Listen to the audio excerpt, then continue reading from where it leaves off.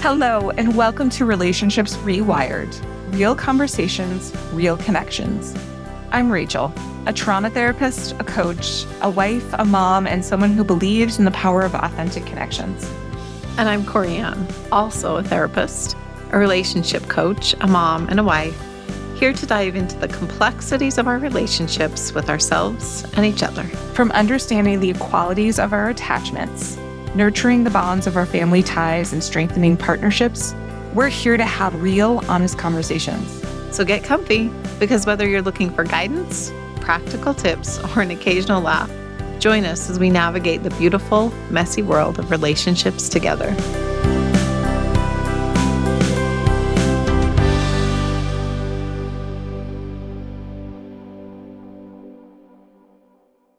If we are talking about self and we go back to what you were speaking to, families of origin and our roles, we either were put in a role or whether we were put in a role or we found, which is actually a little more authentic to a family system, is we're born, um, we're being fed by our mother, we're looking at her face, we're mirroring.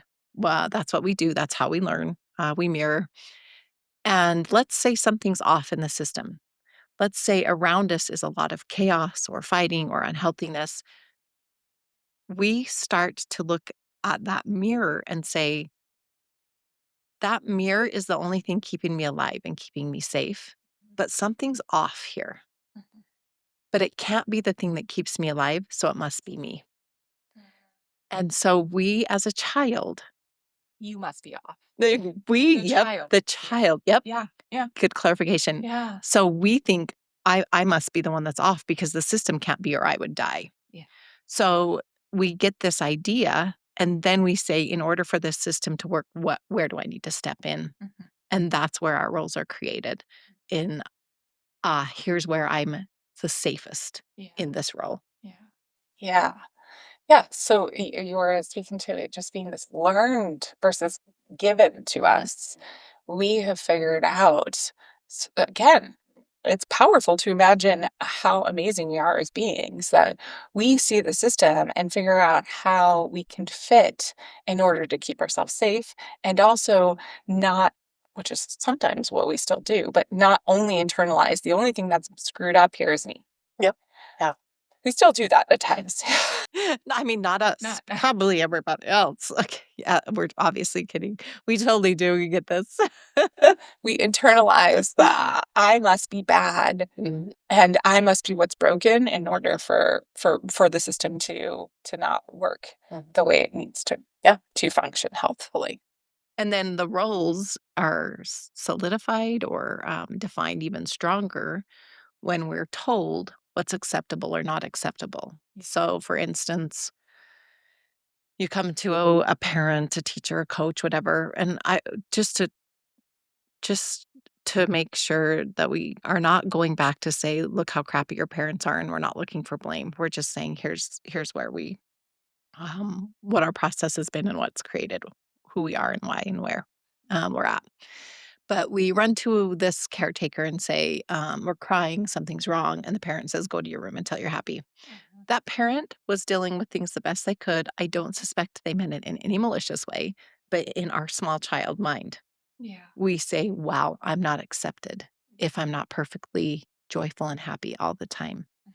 And so when those emotions come up at any other time in our life, we're like, stuff it down, stuff it down, stuff it down, cover it with substance, keep it quiet, do more service for people. Don't let people see that sad part of you. And then it creates our way of being now, but it creates that way of being without authenticity because we had to silence that voice. And so to cultivate authenticity, we have to refine our voice. Yeah. But we don't know what it sounds like because we've been busy stuffing it down. For sure. And it's scary. Ugh. Oh, let's open that box up and see if people still will love me. Mhm. And we've internalized this idea that I am lovable if I stuff it, Mhm. if I turn that voice down. So then getting to a point in our lives where we start to ask ourselves, can we open that box? Can we be connected with this part of ourselves that is so beautiful and appreciated for what it is? is terrifying. Um, who are we outside of that? Who are you outside of the quiet, good girl, right? And what if you are loud? Mhm. Will you still be lovable? That is such a huge pinpoint for me right there because am I still lovable? Will I still be accepted by my people? I masked Yeah. that crap for my whole life so that people would love me, right? That's the message we tell ourselves. And then we get to the cracking place. We go back to that visual. We get in relationship that says this isn't working. I've got to take that mask off. And here we are back at the scary point. And then we are looking at, do I have to go to therapy? Do I have to stuff some more? Do I have to? We're looking for fixes at that point because it hurts to crack. Mhm, mhm. Yeah. And I just wanna sort of bounce off what you said there because you said in relationship, we start to get to a point where we realize it doesn't work. And that might be in relationship with another person, it might be in relationship with ourselves. Like for me, getting to a point after so many years of being the caretaker and even a caretaker and running a business, I was so burnt out that it was killing me. And I just found no joy in life. And I had to get to a point to say, like, what can I give up? And the cost was huge. It was saying, this thing that we've created, this way in which I've created a life, I need to let that go because this part of being a caretaker no longer serves me. I don't know if we all get to that point, but I will say, and you and I have talked about this before, and I've talked about it with clients too. There is something about getting past the ages in our lives where we have roles. So whether it's finding a career, being a student, being a mother, being a wife, these are things, or husband. These are things that we, as we grow up, have this sort of expectation we're going to do next. We're going to get a driver's license, and we're going to go to college, or we're going to get married, or we're going to have babies, whatever it is. When we get to this place in our life where there's nothing that we're supposed to do, there's something about this time in our life where we do start to crack. Not everyone. I honestly think it's a terrifying process that not everyone chooses to walk into. But when we get to this place where we're all willing to like either look at the cracks or crack ourselves open, that's when I feel like true authenticity can happen. And it doesn't have to be in your 30s or 40s. Hell, I think a lot of people are doing this. I see this in a lot of individuals who are choosing, like, I don't want to be a parent. They're starting to look at themselves and what they are wanting for their lives versus what they're supposed to do. And so I actually am hopeful that maybe the cracking is starting sooner. Mhm, mhm. Maybe. Yeah. So then you're talking about leaning into really hard things with bravery to really analyze the cost benefit analysis. Yeah. Yeah. Yeah. Mhm. And acknowledging there is a benefit. We can't just look at this through the lens of a cost, like, oh, this is just costing me my authenticity. But it has been a role that has really kept us safe. So there's a cost of giving it up. Mhm. It Yeah. might be relationships. It might be, I mean, which is really scary, but it might be that we don't belong to our system anymore and we need to find a new system. And is that okay? Yeah. And is it okay that question being so big? Because then you're really having to face it. You're really stepping into the experience of facing that Yeah. in order to find what really is not only best for us, but also what's probably already within us, or we wouldn't be bumping into that. So I have people come into my office, they're like, I don't know, something feels off. Something feels different. I want to get back to how I felt. They're probably bumping into there's something in me, but I can't find it. So people are coming to us to help them. We're not trying to change them. We're not trying to take away who they are. We're just trying to find what they already have within themselves. Yeah. But but we come because we don't know how to find it because we lost the voice. For sure. Yeah. Okay. So, what are some of the tools that you help both your clients with and yourself reconnect with that part, those parts of yourself that are authentic, that have always been there, that you've quieted? Yeah, that's a great question. And it's a little bit loaded because I think it's multifaceted. Of course. Naturally, the answer, it depends, is the therapeutic answer. It depends. Um, so to circle back a little bit to what we were talking about, when my husband was saying, "Well, what do you want to do?" Mhm, mhm. So when clients come in, so first of all, I would strongly and totally unbiasedly, suggest therapy, first of all. That process, will help you find, that person is trained to help you find what is already there. Um, but what does your system look like? Is your system someone that will say, "I can't do this with you, I'm leaving?" Or is your system someone that says, "Wow, this is different, you just changed the roles and this is hard. But hey, why don't you tell me where you wanna go? Why don't you tell me what you like?" So to shift or change and better ourselves is healthy, and in relationship with others, we're still the ones changing the rule. So as we change that, can we talk to our system, to our relationships, to our partners and children and say, "Look, this is what's changed or different. Here's what I know that I need. Can you stand by me?" Some people can't stick with that change while we go through the growth process, and some can.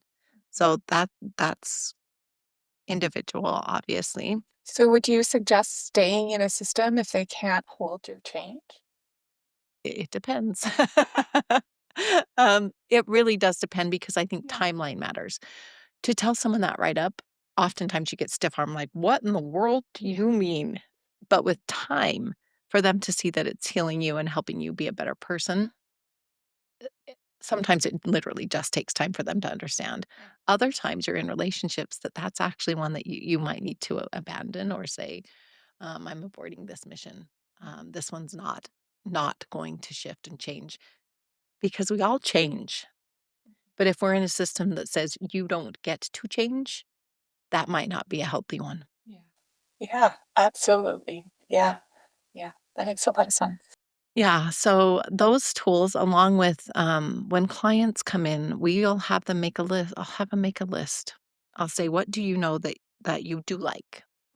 And some of them don't know one thing. Some know one or two.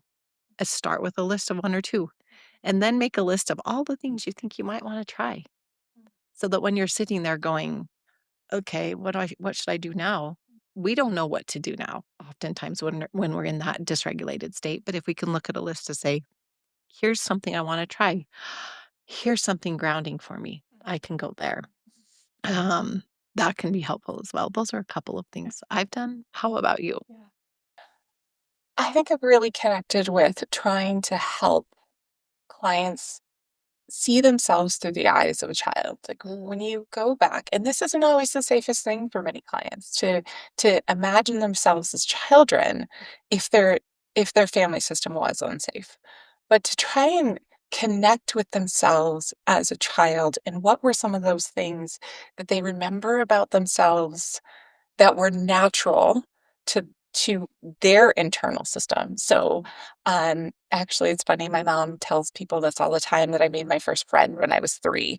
I do not remember this. I do remember the friend, but I do not remember making the friend. And I know I'm an extrovert. Slightly dramatic extrovert. Anyways, let's talk about that. But it makes sense to me. Like, this is a part of me. I've always been social from my very youngest memories of wanting that connection with other people. And so to look back and ask people to step back and sort of remember, like, what were some parts of yourself that you can recall from a very young age? And again, not everyone can do this, but often those are those authentic parts. And if we can connect with those, I'm still an extrovert. Even though I have more introvert tendencies because I'm tired, I'm still an extrovert and I can connect with that part of myself. And at times I'm actually shaming that part of myself. But to start to see it and say, okay, what is this about this who I am? Uh, if I have parents, I'll have them do that with their children because it's actually sometimes easier to look at our kids and say, I see this authentic part of who they are. Like, I couldn't get my kid to swear if you paid him. Um, he's 8. Uh, and it's part of who he is. Like, he's just, and it doesn't have to do with the system. The system isn't broken in that way where he'll get shamed or he'll get in trouble. It's just this, like, he's got a heart on him. It's like, I follow the rules, and that's his authenticity. So sometimes even connecting with parents who can look at the lens through their children, and then they can start identifying to their parts. Um, because it is easy to get lost or start to say, like, oh, I'm a hard worker. Is that an authentic part of yourself, or is that a defense? And that's actually cool too. We could do that work of like, is that authentic, or is this a coping strategy that you've learned to carry? That's a really good point. And I think because we don't remember, for example, you don't remember actually making that friend. We don't have memories. Most of us don't have memories super, super early while we were in development. But what we can do is look at a child that we care for and love in that age or stage and think, what do I want? What would be something that would be good for them? Or what would be not that we have to give it to them, but we can then identify with that part of ourself that we can't remember. And if we can identify with that part, we then can, if we need to give ourselves grace at that age, we can give ourselves permission to do things. What did we need as a child that we did not get? Oftentimes we don't know until we start to recognize the child that's important in our life and say, wow, I hurt for this child and want this child to have this thing. Where did that come from? Well, probably something in us we don't remember, but our body and our system remembers. Yeah. Yeah. This is a whole other episode, but the idea of like being triggered by our children for similarities that they have to us as children who were, or as a child that was sort of shunned or shamed. I see that a lot actually, and in my own life and in clients' lives, how kiddos can trigger us when they represent something that was wounded in our childhood. Yeah. Yep. And until that episode, while when we're talking about it, to be able to identify with the child within ourself through them can be helpful if we're not using them as the tool, but finding ourself because we can have compassion for the child in front of us, but oftentimes we're lacking ability to have compassion for ourselves. So if we can use that as a tool to find that part of ourself, it can be helpful. Okay, so 3 words. Let's as we come to an end of this, episode, 3 words that you would say describe your authentic self. 3 words that would describe my authentic self. I'm gonna just say this really fast. 3 words that would identify myself without, relation putting it in relationship to others. Yeah. I am compassionate. I am, curious, and I'm easygoing. How about you? I would pick on that last one. I think you are easygoing, but where did that come from? Anyway, If we were in therapy mode, we would be going into every one of those words, you know it. I really connected with 2 of those, and I felt like you stole them from me. Curious is absolutely one of them. Courageous is another one. I think I'm a natural sort of courageous person, and I think I'm deeply compassionate at times. That has also been a coping mechanism. So, but I think that is true too. Too. Why? I love that, and I think, again, if we were in therapy mode, which we're not, but you could ask yourself this, if you are deeply compassionate, how has that served you? Where did that come from? We would be going into each of these words individually to explore and help find our authentic self. Because if you continue to say words, certain words in your life, if you can pause with those words and figure out where they came from, oftentimes you can help find more authenticity within yourself. So that's something that I think would be really cool for whoever, for our listeners to think about. How do you define yourself? Uh, Before this episode, after this episode, was it different? Was it the same? We would love for you to go into the comment section and tell us how you define yourself and how this was for you to hear and listen. Yeah. Yeah, yeah, we would love to hear how it is for you to be able to connect with your authentic self, those parts of yourself that are childlike, that have been a part of your story the whole time. And if you found ways that you have turned them off, if you're willing to invite them back in. Thanks so much for joining us today. We appreciate you being here. Go have a great, authentic week. Thank you for tuning in to Relationships Rewired. We hope today's conversation sparked some new ideas for your own connections. If you liked what you heard, remember to subscribe and share with friends who might benefit from our chats. Leave us a review. Your feedback helps us to reach more listeners just like you. And remember, building strong relationships takes time and effort, so be gentle with yourself in the process. Catch you in the next episode.